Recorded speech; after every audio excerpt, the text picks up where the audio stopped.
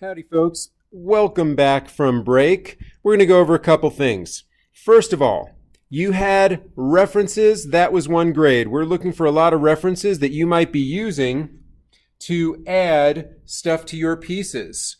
Start to think about what kind of carving you might do on your pieces. Initially, you developed your small blocks with ideas. These small blocks should be glazed.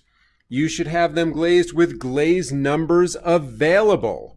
When we talk about our chart, you can use any of those glazes on the chart. However, if you use both glazes, both sides of that chart, we must fire to cone 6, which is a little bit more earth tone. If you want everything super bright, only use the right side of the chart, the flat colors, the flat tiles, and then we'll fire to cone 04, 2000 degrees Fahrenheit. So you might be tracing things in, your pieces might be drying. We want to make sure these are 100% dry before we fire them.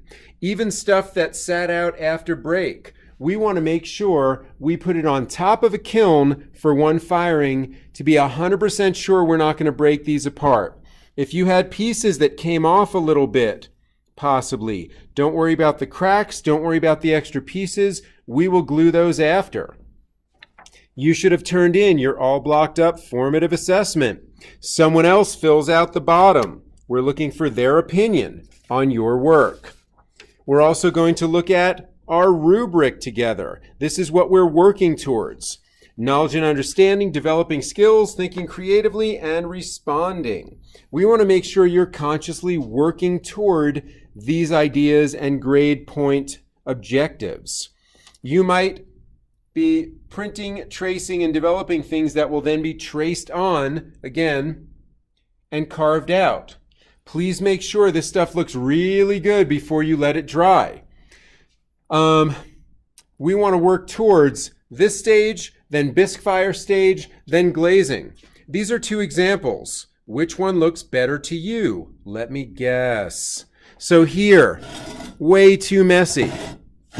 This would have been, it's okay, it's a decent design. If they can defend what they chose, if they work through the creative process, it's fine. The glazing, not so fine. This one, perfect glazing. She worked really hard glazing this. So again, simple idea. It's great. This works. She worked from her experience. She's excited about her idea. Very good detail. This is a lot of glazing in, sponging out, making it perfect, then glazing around. Same thing here. Even here, there's a slight black line around the white. These were her original bisque-fired pieces, which she would then, so she would mush the glaze into here, then rub it off with a sponge, and she would get that nice black look to it if she uses a black glaze. So these are all very finely detailed pieces that will then be glued onto the outside, basically hot glued or epoxied onto that piece. This is what we're going for. This is the kind of level that I'm looking for, and we can talk about techniques with that. This one is a cone 04. It's a little messy, but you can see that the glazes are brighter. Then this is the cone 6. Hotter, more earth tone, and the clay shows through a little bit, giving it a little more stone look. You decide what's right for you. Also, each of you will do some kind of 3D printed project. You can select bowls and cups we are already printing, or you can design your own. In fact, you should design your own, but if you aren't coming up with something you like, I still want you to get a finished set of something. These are fired to cone 6, micro dishwasher safe, and I'd love for you to have those by the end of the semester, December holidays. That will be a grade. First, you get a grade for creating, then a grade for glazing and finished.